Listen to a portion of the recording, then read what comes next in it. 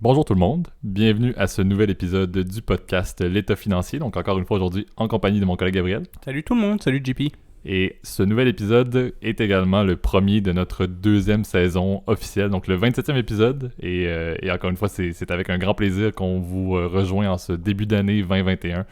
Enfin, la nouvelle année, si on peut se le permettre, là, on est bien content d'avoir passé 2020. Et on souhaite que ça aille mieux en ce début d'année, et puis jusqu'au mois de décembre, en tout cas, on touche du bois là. Exactement. Et pour cette nouvelle saison, Gab et moi, bien évidemment, comme on vous l'avait dit, on a réfléchi un petit peu là, à comment innover sur le podcast en gardant encore une fois les segments classiques, le format que vous appréciez tant et également les segments au son de la cloche et dans vos poches. Mais ce qu'on a voulu faire, c'est de peut-être créer un nouveau segment qu'on va faire sous rotation là, parce qu'on a remarqué que vous aimiez quand même beaucoup les sujets qui étaient également très économiques, comme l'épisode qu'on avait fait sur les roues de la soie. Donc on s'est dit pourquoi pas faire un segment unique sur des sujets d'actualité économique qu'on va appeler l'instant économie.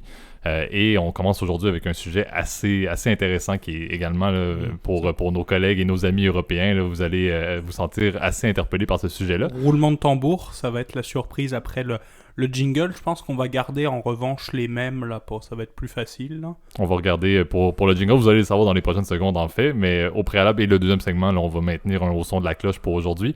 Mais avant de lancer ça, je vais laisser Gab faire le disclaimer là, qui dit deuxième saison, dit on maintient quand même le même petit préavis. N'oubliez pas qu'évidemment que moi et JP, tout ce qu'on parle dans le podcast L'État financier, il s'agit vraiment que de notre opinion personnelle. Il s'agit en aucun cas d'une recommandation officielle de placement ou de financement ou quoi que ce soit.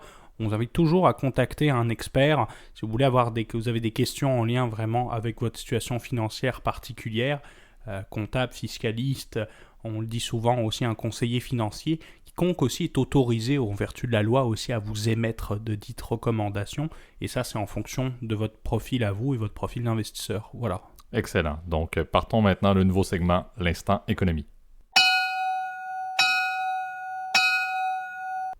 Parfait. Donc, le sujet de la semaine, là, qui est un sujet que j'ai présenté à Gab, mais qui a fait beaucoup les manchettes dans les dernières années et surtout dans les dernières semaines, qui est le fameux Brexit. Le Britain Exit, la sortie du Royaume-Uni de l'Union européenne, qui a été médiatisé énormément depuis 4 ans, mais encore une fois, pourquoi est-ce qu'on vous en parle? C'est pour les derniers développements qui sont arrivés à partir du 24 décembre, la veille de Noël, et ce cher Boris Johnson est arrivé avec une grande nouvelle.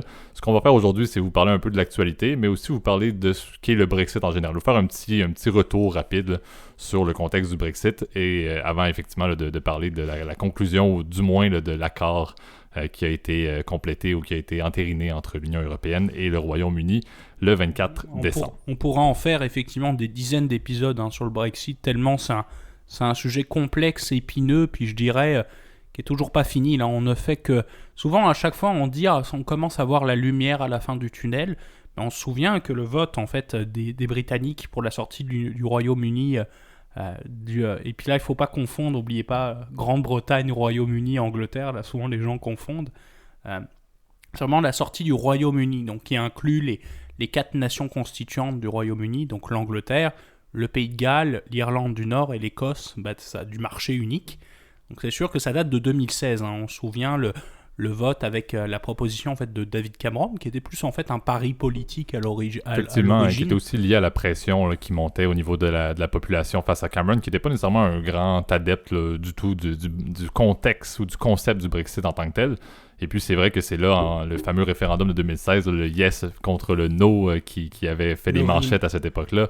Avec le yes qui avait gagné là, avec 51,9% des votes à ce moment-là, pour dire oui, nous voulons mettre en place des discussions de sortie du Royaume-Uni. Et c'est ça, alors c'est sûr que c'est vrai que ça a été une campagne aussi qui a été à l'époque particulièrement marquante. C'est sûr que le camp du Remain, entre guillemets, est resté très silencieux, je trouve, à mon opinion. Puis le camp du Leave a été beaucoup plus, avait beaucoup plus d'argumentaire qui était parfois fallacieux et un peu faux, là, faut avouer. C'est vrai que l'argument principal de campagne, et à l'époque, on se souvient qui était derrière tout ça aussi. Il y avait Nigel Farage, qui était le chef du parti UKIP, qui est devenu le Brexit Party, si je me souviens bien, entre-temps. Puis le truculent, évidemment, Boris Johnson, qui est l'actuel Premier ministre, puis qui était l'ancien maire de Londres à l'origine.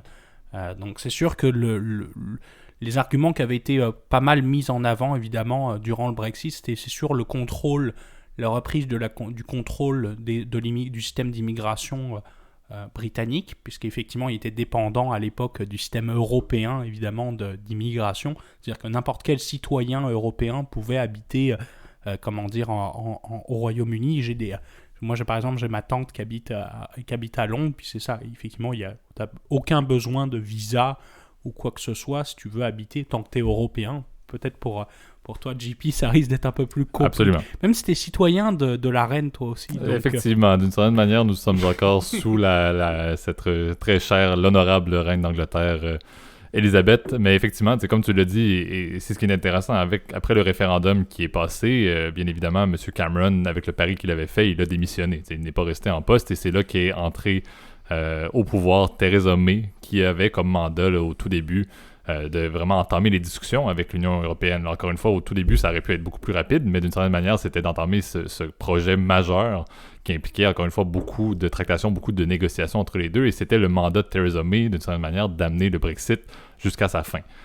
Comme on le sait, là, après 4 ans de négociations, après plusieurs refus à la fois pour des votes là, partiels, si on peut dire, au niveau de l'Union européenne et du Parlement britannique qui ont été des refus, Theresa May a conclu d'une certaine manière que ça ne valait pas la peine. Elle a eu aussi une performance assez un peu moins intéressante dans des élections, si je ne me trompe pas, là, où elle avait même perdu des sièges.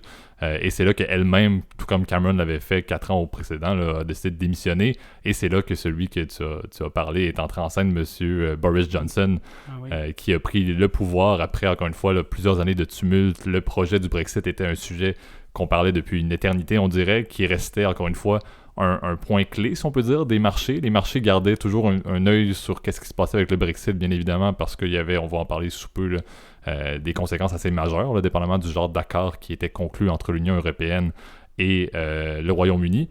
Mais ça commençait à s'essouffler d'une certaine manière. Le fil se poursuivait sans conclusion, sans rien. Et l'Angleterre restait encore une fois, le Royaume-Uni restait encore dans l'Union européenne depuis, comme elle l'est depuis, je crois que c'est en 1973 là, qu'ils sont rentrés par un référendum qui était officialisé en 1975, mais au moins depuis 1973, si je ne me trompe pas. Effectivement, puis c'est vrai que les Britanniques ont toujours été, entre guillemets, dans une game à part. Justement, là, je vais défendre mon très cher, mon très cher général, on se comprendra, donc le général de Gaulle qui, à l'époque, en fait, était vraiment opposé à l'entrée des Britanniques dans l'Union européenne. Il faut avouer qu'ils ont très peu adopté des mécanismes de l'Union européenne qu'on connaît aujourd'hui. Le plus connu, évidemment, c'est l'euro. Les Britanniques tiennent corps et âme à conserver la livre sterling. L'autre point, c'est sûr que c'est les accords Schengen qui n'ont jamais été ratifiés par le Royaume-Uni. Donc c'est sûr qu'il y a un contrôle quand vous allez en Angleterre. Il y a un contrôle aux frontières qui est différent, donc, c'est-à-dire, même si vous êtes européen, on va quand même vérifier votre passeport, ce qui n'est pas le cas quand vous faites, par exemple, vous passez de la France, par exemple, à la Belgique, vous pouvez circuler librement, il n'y a pas de contrôle douanier. C'est vrai que la question du Brexit, en fait, c'est ça qui est passionnant, entre guillemets, dans cette histoire-là, c'est que ça a été la première fois, en fait, que cet événement-là arrive. Les Britanniques avaient déjà voté dans un référendum dans les années 80, si je me souviens, pour quitter l'Union européenne. Ça s'est pas passé à ce moment-là, et de très loin, là, honnêtement. Et c'était la première fois, justement, que l'article 50, en fait, du traité de Lisbonne qui était appliqué. Et c'est vrai que ça a posé beaucoup de questions. Je me souviens, justement, je me souviens très bien, le soir du référendum, j'étais chez notre ami Thomas, le soir où c'est passé, et on a vu immédiatement les marchés, entre guillemets, les marchés britanniques prendre un coup énorme, parce que les conséquences économiques de quitter le marché unique sont, assez notoires, en fait, assez conséquentes. C'est-à-dire que vous êtes obligé de renégocier tous les traités de manière indépendante. Vous ne pouvez plus, commercer de manière libre. Exactement, avec les accords préexistants liés à l'Union européenne. Puis ce qui est intéressant, c'est qu'à partir du 31 janvier 2020, l'accord de sortie était approuvé. Donc le Royaume-Uni était déjà sorti, entre guillemets, de l'Union européenne, restait à mettre en place. Il y avait la période de transition là, qui se terminait officiellement au 31 décembre 2020, et c'est là qu'il y avait toute la discussion de l'accord. Est-ce que plusieurs parlaient au début d'un hard ou d'un soft Brexit? qui était lié au fait qu'on se demandait justement quel genre de relations commerciales l'Union européenne allait maintenir avec le Royaume-Uni. Est-ce que ça allait être quelque chose qui était hard, c'est-à-dire qui était très peu similaire à l'accord précédent, ou un soft qui était très similaire? Et puis, comme on disait, avec le temps, ça s'est essoufflé au point même où on ne parlait même plus de est-ce que ça va être hard ou soft, c'est est-ce qu'il va y avoir un accord no deal ou deal? Et au final, ce qui est intéressant, c'est que un accord, s'il n'y avait pas eu d'accord rendu au 31 décembre de cette année, ça aurait été les règles de la World Trade Organization qui se seraient appliquées directement avec un accord entre deux entités qui n'auraient pas été conclus. Un accord de libre-échange, ça aurait été la World Trade Organization. Oui, donc il y aurait eu des droits de douane, les droits de douane standards de l'OMC. Très basiques, exactement. Exactement, mais qui sont quand même bien plus élevés que ce qu'on a l'habitude. Exactement. Donc c'est vrai que du jour au lendemain... Un énorme impact là, pour les relations entre les deux entités. Après, ça change pas quand même que cet accord-là aussi, il y avait beaucoup de points, de discussion qui étaient assez importants. L'accord, principalement, il posait 3 questions principales. Il y avait déjà la question de l'Irlande du Nord. C'est vrai que ça avait été discuté avant la sortie, il y a un an, là, donc le 31 décembre, le 30 décembre, c'était décembre de l'année passée, où là, effectivement, le problème de l'Irlande du Nord se posait, c'est est-ce qu'elle allait rester dans le marché unique? Parce qu'il y avait la question, évidemment, des accords du Vendredi Saint. Là. On se souvient, l'Irlande du Nord, et l'Irlande, entre guillemets, du Sud, donc la République d'Irlande, c'est 2 entités complètement séparées juridiquement. Puis c'est vrai que ça a été quasiment la guerre civile en Irlande durant la période des Troubles. Alors depuis la fin des années 90, avec la signature des accords du Vendredi Saint, c'est vrai qu'on essaye, les accords prévoient qu'il ne peut pas y avoir de frontières dures, entre guillemets, entre les 2 Irlandes, étant donné que c'est la même île, puis c'est le même peuple. La question était plus d'ordre religieux à l'époque, entre les unionistes protestants, puis les catholiques, indépendantistes. Là. Donc c'est vraiment ça, je dirais, c'était un des premiers points de discussion. Le deuxième, évidemment, et ça on va pouvoir en reparler, parce qu'il y avait la question des quotas de pêche aussi, avec entre les pêcheurs hollandais, français, exactement, belges. C'était même des pêcheurs espagnols, c'était même le point clé qui a entraîné le plus de tractations, le plus de discussions, et qui a même fait en sorte que c'était le dernier point, même encore à discuter, avant l'accord du 24 décembre de cette année, là, au niveau des pêcheries. Puis on sait que le résultat final, là, une fois que cet accord-là a été annoncé, encore une fois, ça amène un petit peu de stabilité. Ça assure que dès le 1er janvier 2021, de manière provisoire, cet accord de libre-échange-là entre l'Union européenne et le Royaume-Uni va être appliqué, ce qui est bien. Encore une fois, il faut que ce soit ratifié par le Parlement européen. Si je ne me trompe pas, ils ont parlé de fin février potentiellement là, pour faire un vote à ce niveau-là. Bien évidemment, il y a le Parlement britannique, là, mais ça, c'est une formalité.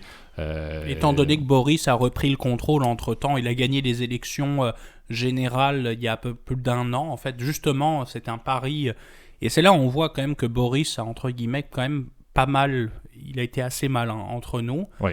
Non, techniquement, il a bien travaillé. Puis encore une fois, il disait, il y avait une base de personnes qui était assez large au niveau des intérêts liés au Brexit. Et puis c'est justement ce qui a causé problème dans les journées suivant l'annonce de l'accord. C'est que les pêcheurs anglais, qui étaient des grands adeptes et des supporters très importants de Boris Johnson, se sont sentis un petit peu trahis.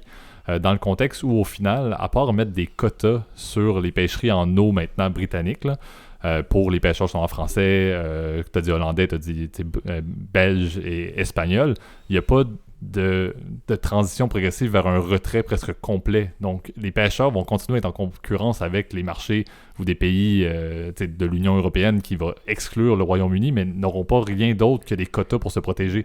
Ce qui, à la base, n'était pas du tout ce que les pêcheurs voulaient, et ce n'est pas non plus ce que Boris Johnson leur avait promis. Et oui. Johnson a techniquement voulu sécuriser son accord en faisant beaucoup de sacrifices à ce niveau-là.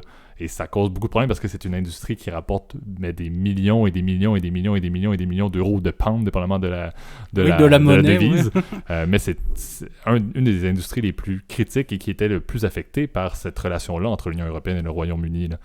Donc c'est ce qui était quand même assez problématique. Comme on l'a dit, là, c'est un large accord, donc il y a plusieurs pages à lire. Je crois que c'est 1200 pages qui parlaient, c'est énorme. Qui étaient signées. Mais ça montre effectivement là, toute l'ampleur de cet accord-là, toute l'ampleur de ce qui a été mis en place. Et puis, je ne sais pas si tu veux parler un peu de ce que l'Union européenne a offert aux Britanniques là, en tant que tel au niveau de l'accès. Les Britanniques s'en sortent quand même assez bien d'avoir ce genre d'avantage-là au niveau du marché. Il y a quand même, entre guillemets, c'est sûr que c'est un accord qui peut paraître dans un premier temps quand même assez avantageux parce qu'à un coût réduit, Je pense que c'était à peu près 450 000, avec comment dire, un montant assez faible, parce qu'évidemment, ils vont devoir payer évidemment pour accéder quand même à ce marché unique. Il faut se dire quand même que de manière générale, à partir du 1er janvier, il n'y aura pas de droit de douane. Donc, c'est-à-dire que c'est comme si c'était le marché unique. En revanche, quand même, et c'est là quand même une des premières limites, c'est qu'il y aura quand même un contrôle douanier qui sera fait sur les marchandises. Je m'explique, c'est-à-dire que la frontière qui est la frontière principale, on ne va pas se le cacher, entre l'Europe et le Royaume-Uni, c'est entre Calais et Douvres, donc le ferry, ou le tunnel sous la Manche, donc entre Calais et Folkestone, exactement au Royaume-Uni. C'est là où circule la majorité des marchandises entre l'Union européenne et le Royaume-Uni. Et c'est vrai que, cette zone-là, risque d'être vraiment sous problème parce qu'il y aura des contrôles douaniers. C'est-à-dire que les migrations, il y aura toujours... Comme quand vous allez aux États-Unis, tu sais, JP, toi qui vas souvent en voyage là-bas, à chaque fois que tu y vas, tu sais que tu vas y passer 1 heure de contrôle aux frontières parce qu'ils sont très malgré le intimidés. fait que, comme tu as dit, l'accès reste peut-être pas assuré, là, mais entre guillemets presque assuré. Là. C'est quelque chose qui est plus une formalité, mais il y a quand même des validations, il y a quand même des formalités réglementaires qui doivent être faites maintenant. Vous devrez présenter, puis je sais que pour les citoyens européens, ils devront désormais présenter un passeport. Ils devront rester moins de 90 jours pour pouvoir... sûr qu'il y a des formalités qui sont faites évidemment pour les gens qui habitent déjà au Royaume-Uni, qui habitaient au Royaume-Uni avant l'année dernière. Là. C'est le cas par exemple de ma tante. Là. Je pense qu'ils peuvent rester effectivement... il y a eu toute une négociation qui a été faite justement parce que c'est... Encore une fois, il y a énormément de conséquences. Même problème dans l'autre sens, c'est qu'il y a énormément, par exemple, de résidents britanniques qui habitent, par exemple, dans le sud de la France. Il y a eu des dispositions qui ont été faites, effectivement, dans ce sens-là. Alors, c'est vrai que c'est la première chose. Donc, quand même, le contrôle aux frontières sera fait. Contrôle aussi des marchandises. Parce que là, il y a un deuxième problème, c'est que cet accord ne s'applique que sur les marchandises qui ont au maximum 40% de production effectuée, en fait, de valeur ajoutée qui a été faite dans l'Union européenne. Donc, imaginons qu'on ait un article qui est, par exemple, une voiture Renault, par exemple, qui sont assez populaires au Royaume-Uni, étonnamment, là, d'ailleurs. Si cette voiture-là a moins de 40% en fait, de pièces qui proviennent de l'extérieur du Royaume-Uni, ce sera considéré comme un bien européen. Donc, c'est-à-dire qu'il pourra circuler librement encore une fois, entre Calais et Douvres. Par contre, si on dépasse effectivement ce 40%-là, là, le problème, c'est que les règles de l'Organisation mondiale du commerce vont s'appliquer. Et là, dans ce genre de cas, il risque d'y avoir un droit de douane. Ce qui n'était pas le cas avant, étant donné que c'était considéré comme un bien national. Quand tu circules de la marchandise, par exemple, entre la France et la Belgique, c'est comme si tu la circulais d'un département français à un autre, ça change rien. Exactement. Et puis un autre point qui est également rajouté dans cette logique-là, c'est le fait que, oui, bon, il n'y a pas de droit de douane et à un certain niveau, il n'y a pas de quota au niveau de l'accès du Royaume-Uni au marché de l'Union européenne, mais il va quand même y avoir des sanctions et des mesures compensatoires qui peuvent être mises en place en cas de non-respect de certaines clauses, bien évidemment, de l'accord, mais aussi en cas d'une certaine levée de protectionnisme, comme on a vu là, avec les États-Unis de Trump, si on peut le dire, là, mais que l'Union européenne se donne le droit quand même d'imposer des sanctions face au Royaume-Uni, bien évidemment, en cas de protectionnisme ou, si on peut dire, là, lorsque le gouvernement a investi des fonds publics dans leurs industries pour les faire favoriser par rapport à la compétition de partenaires économiques. Ce qui n'est pas autorisé normalement, effectivement, dans l'Union européenne, c'est que c'est vrai qu'on est considéré comme étant dans un marché unique, donc c'est sûr que la politique, et ça c'est une politique qui est entre guillemets, moi, et ça c'est mon opinion, que je trouve un peu contestable, parce que c'est vrai que c'est comme un espèce de marché, un marché libre mais forcé. Je te donne un exemple, c'est sûr que le Royaume-Uni, pas le Royaume-Uni, l'Union européenne, dans l'autre sens, avait entre guillemets forcé le rail européen à être ouvert à la concurrence. Donc, parce que on ne peut pas en Union européenne avoir de rail, par exemple, national. On ne peut pas avoir n'importe quel train allemand peut rouler normalement sur les rails français. Et ça depuis à peu près un peu plus d'1 an là, désormais. Alors c'est vrai que cette compétition-là est créée, entre guillemets, c'est sûr, un espèce de dumping social. Hein. C'est sûr que c'est ça qui est assez critiqué. Mais de manière générale, l'Union européenne quand même fonctionne bien. C'est sûr que les gens sont très critiques souvent de la démocratie européenne, mais c'est un système économique aussi qui apporte énormément de richesses. Puis le fait qu'il n'y ait pas de droit de douane, Moi, ma dernière pensée sera pour aujourd'hui pour le programme Erasmus qui perdra du coup que toi, JP, je pense que tu avais fait. C'était pas à travers Erasmus là, quand tu es parti en échange. Non, c'était vraiment un programme universitaire de l'université directement. C'est ça, tu m'excuseras, mais le Royaume-Uni ne fera plus partie en tout cas du programme Erasmus là, qui permettait de faire des échanges au sein de l'Union Européenne. Il faut avouer que les Britanniques avaient plus à perdre qu'à gagner, là, rendu là, au niveau argent. Là, exactement. Donc, pour conclure là, sur ce sujet-là, là, on vous invite bien évidemment à suivre l'application de cet accord de libre-échange-là entre l'Union Européenne et le Royaume-Uni, et aussi à lire un peu sur tout ce que le Royaume-Uni a fait en cette année 2020, parce qu'il y a plusieurs accords qui ont été signés, bien évidemment, avec d'autres grandes nations. Le Canada en fait partie, dans la mesure où, comme on l'a dit, le Royaume-Uni devait signer ses propres accords maintenant en tant qu'entité commerciale indépendante de l'Union Européenne. Donc, lisez là-dessus, plusieurs beaux sujets également là, à regarder. Avec les États-Unis aussi, puis je pense avec la plupart des pays du Commonwealth, où il y a déjà des liens économiques rapprochés. Absolument. Donc, passons maintenant à notre deuxième segment, au son de la cloche. Parfait. Donc, le sujet de cette semaine, on revient un peu dans un segment qu'on avait nommé là, très temporairement au tout début du podcast, là, dans l'œil d'un loup. Mais en fait, on fait un segment plus marché sur une personnalité notoire, si on peut dire, là, du monde financier. Pas nécessairement toujours pour ses qualités et pour sa conformité, si on peut dire, mais parce que c'est une personne qui a marqué beaucoup le monde de la finance et surtout au niveau de Wall Street. Je vais laisser Gab peut-être l'introduire un peu là, au niveau de ce personnage marquant. Le segment, et puis je pense pas que ça va être notre dernier épisode sur ce personnage haut en couleur que vous avez probablement tous entendu parler après le film, comment dire, évidemment, qui est sorti, je pense que ça date de 2011, si je me souviens bien, là, ça date d'un bout. Le loup de Wall Street, évidemment, Jordan Belfort.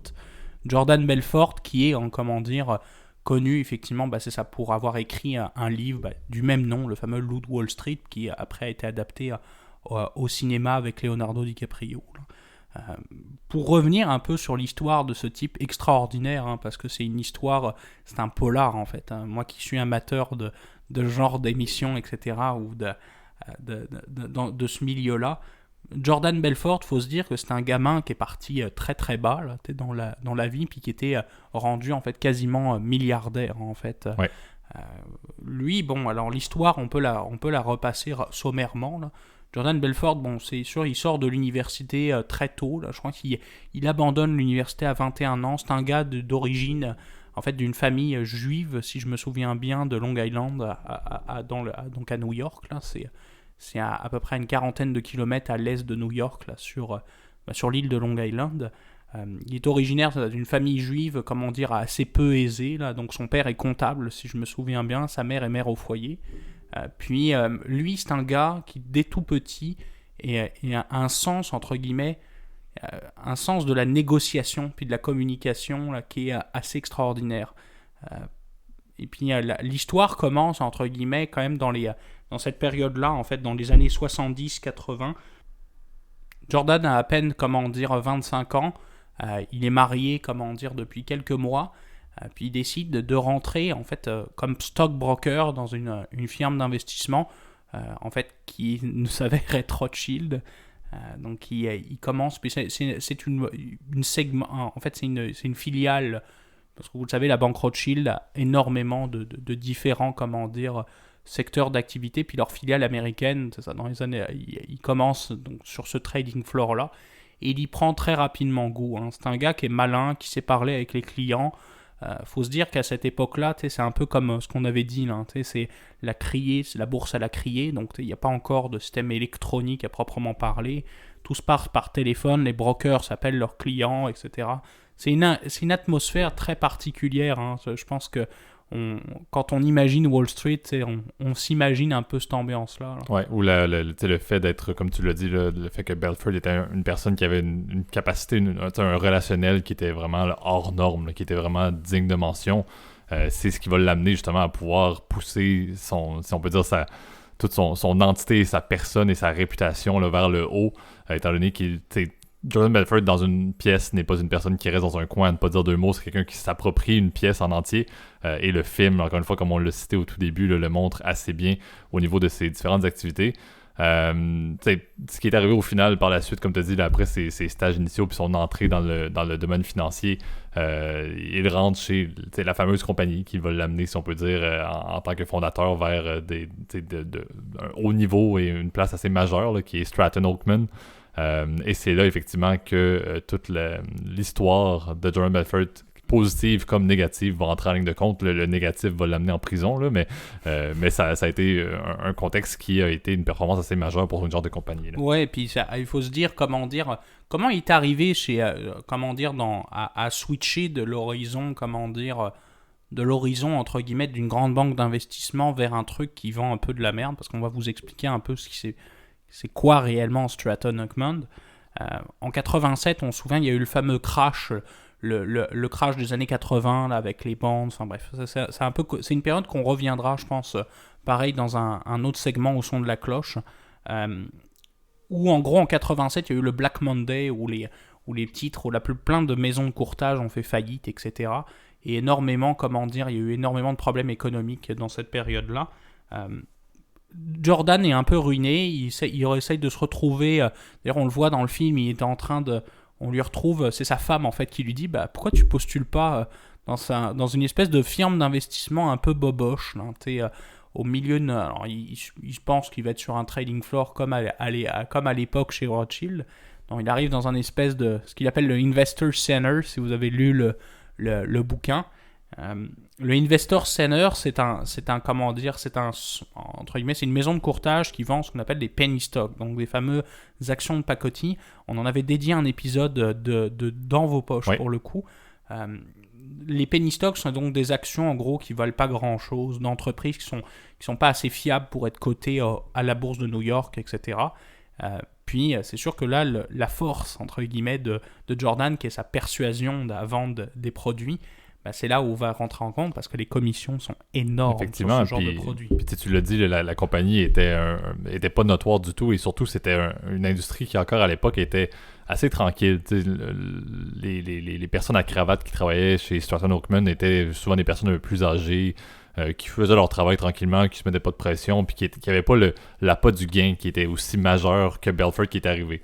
Et justement, c'est par cette logique-là qu'est entré le fameux schéma là, en anglais qu'on va dire de pump and dump sur ces fameux penny stocks-là, par lequel Stratton Oakman faisait, si on peut dire, artificiellement, le prix était amené à la hausse au niveau de certains penny stocks. Encore une fois, comme on l'a dit dans l'épisode, penny stock très volatile.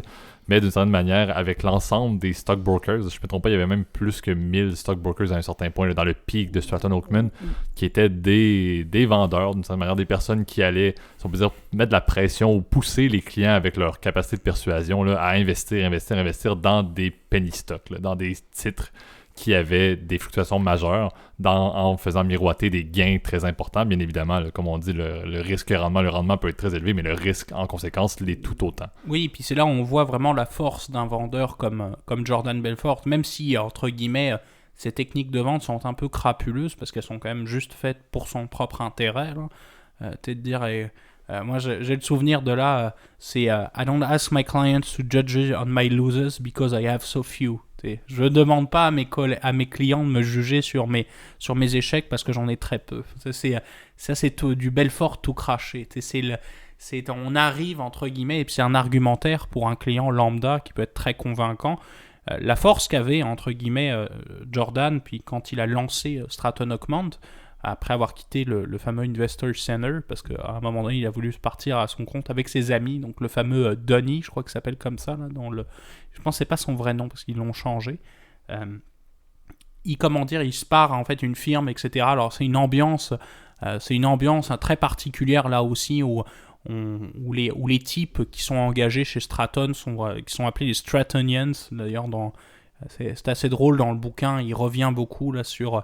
C'est comme sa famille, etc. Mais alors c'est l'enchaînement des conneries, la cocaïne, la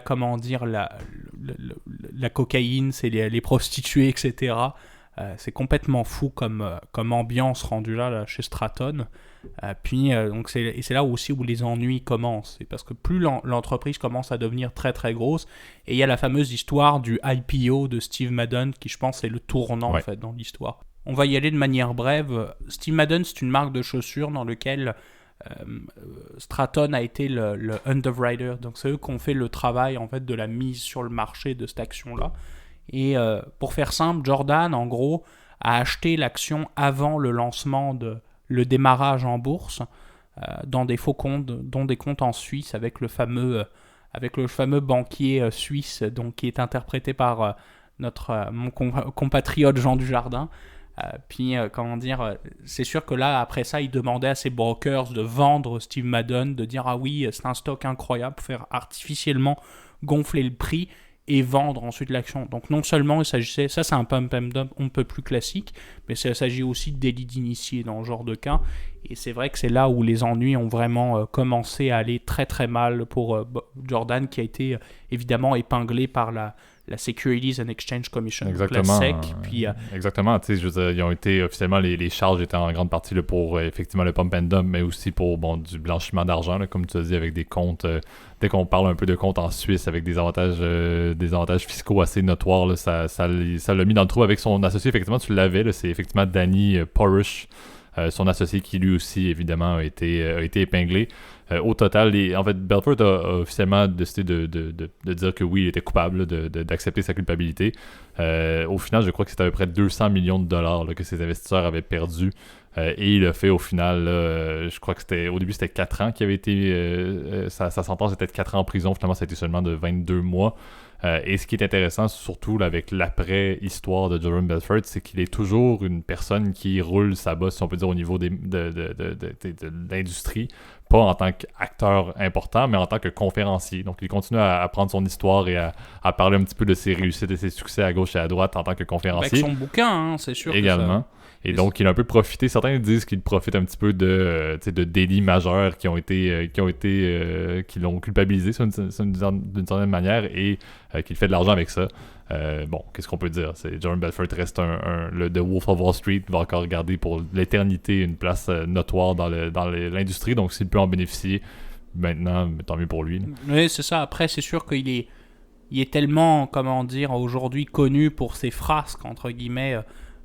Moi, évidemment, la plus connue, c'est évidemment Sell Me This Pen. C'est une phrase que tous les marketeurs connaissent. Effectivement, mais puis que maintenant, c'est encore utilisé dans plusieurs entrevues. Hein. Ah oui, comment vendre-moi ce crayon? Moi, je ne saurais même pas quoi répondre, honnêtement. Effectivement, mais c'est très le dicton Think Outside the Box, c'est exactement ça. C'est de trouver une manière de formuler quelque chose de pertinent sur un truc hyper banal. Et c'est là où c'est un drôle, ça c'est une anecdote que j'ai après avoir lu le bouquin, puis quand même... voire beaucoup lu sur Jordan Belfort, parce que encore une fois c'est un personnage tellement atypique et fascinant. Encore une fois, le crime fascine, hein, c'est ça qui est drôle. L'enquêteur du FBI qui, s'occupait de son dossier a toujours dit, en fait je pense que c'est même le juge ou le procureur qui lui a dit ça, il a dit: je ne vais jamais le condamner entre guillemets à repayer intégralement ce qu'il a fait. Par contre, ce que j'ai dit, c'est que moi j'allais confisquer la moitié de ses revenus. Et là, vous voyez où Jordan, il va toujours essayer d'aller chercher le 50% en fait, de revenus avec ses livres, etc., ses fameuses conférences, etc. Je pense que quand même, il doit encore des centaines de millions de dollars à la justice américaine pour justement compenser les pertes qui ont été effectuées pour ses mauvaises recommandations, parce qu'évidemment... des actions comme Steve Madden, après qu'il ait tout vendu, elles se sont remis à baisser tout d'un coup. Exactement. Donc, et puis les penny stocks, encore une fois, la valeur des clients a disparu assez vite de par les sécurités, les titres qui étaient utilisés. Là. C'est ça. Puis disons qu'aussi, dans cette affaire-là, il n'a pas agi dans le meilleur intérêt de ses clients. Là. C'est vraiment... Il y a plusieurs fautes déontologiques, éthiques, puis légales, là, parce que c'est sûr que là, de pump and dump et du délit d'initié, là, je pense que c'est le combo... c'est le combo gagnant là, pour te retrouver en geôle. Mais je pense qu'il a eu une réduction de peine parce qu'il a balancé, en fait, effectivement. Il a collaboré avec le FBI, donc c'est comme ça que ça se finit aux États-Unis, là. Effectivement. Donc, c'est ce qui conclut ce nouvel épisode, ce premier de la saison 2. Donc, encore une fois, là, on est bien content de continuer de lancer ça en force. Là, et de vous retrouver pour cette deuxième saison. Exactement. Là. Comme on vous a dit, on ne prend pas de congé. Là. Ça fait, c'est notre 27e semaine et on compte continuer comme ça pour la saison 2 en entier qui va nous mener jusqu'à l'été. Là. Mais avant de te laisser la parole classique là, pour terminer l'épisode, Gab, je vais encore une fois vous remercier. Là. C'est très, très apprécié la manière dont vous avez suivi le podcast depuis la saison 1 et on espère que la saison 2 va vous plaire. Et encore une fois, merci pour tout. Puis, toute la même logique là, de faire des commentaires, de nous dire qu'est-ce que vous en pensez surtout de ce nouveau segment là, qu'on initie aujourd'hui. Puis de continuer à vous abonner sur YouTube, sur les plateformes de podcast, donc en incluant Spotify, Apple Podcast, Overcast, Google Podcast, Amazon Podcast, etc. J'en passe des murs et des pas belles. Puis de laisser des commentaires si ça vous a plu, puis de partager notre contenu si, encore une fois, si ça vous plaît. C'est la meilleure façon, puis je trouve que ce sont les meilleures références, entre guillemets, qu'on puisse nous faire, c'est nous partager avec des gens qui apprécient notre contenu, puis à nous suivre chaque semaine si vous êtes intéressé, encore une fois, par la finance et les finances perso, etc. Exact. Et l'économie. Absolument, l'économie depuis le début de la saison 2. Donc, je vous souhaite une très belle semaine à tous. Salut, bonne semaine.